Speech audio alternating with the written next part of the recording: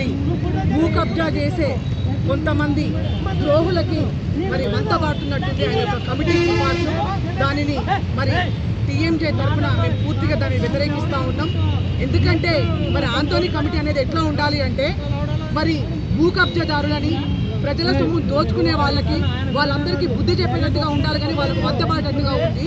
కాబట్టి దీన్ని మేము ఎట్టి పరిస్థితుల్లో ఒప్పుకునే పరిస్థితి లేదు.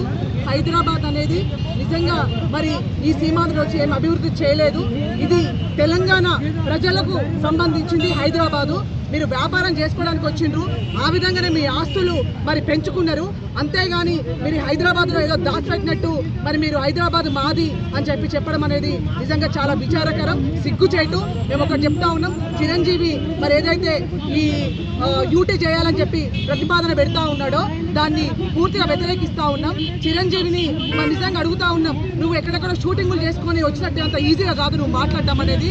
మరి నువ్వు రాజకీయ నాయకుడు అంటే అవగాహనతో మాట్లాడాలి, తెలుసుకొని మాట్లాడాలి. నేను చిరంజీవి గారికి ఒకటే చెప్తా ఉన్నా, తెలంగాణ చరిత్ర చదువుకో. ముందు ఎవరైతే తెలంగాణ కోసం వ్యతిరేకంగా మాట్లాడుతూ ఉన్నారో తెలంగాణ చరిత్ర చదువుకొని అప్పుడు తెలంగాణ కోసం మాట్లాడండి.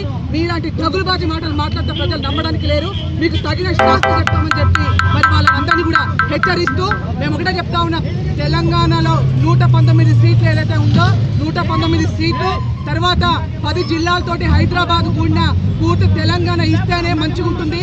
లేకపోతే తెలంగాణలో ఉన్న 4.5 కోట్ల ప్రజల చేత మరి మీరు ఏమైపోతారో ఒకసారి ఆలోచించుకోండి అని చెప్పి మరి హెచ్చరిస్తా ఉన్నాం.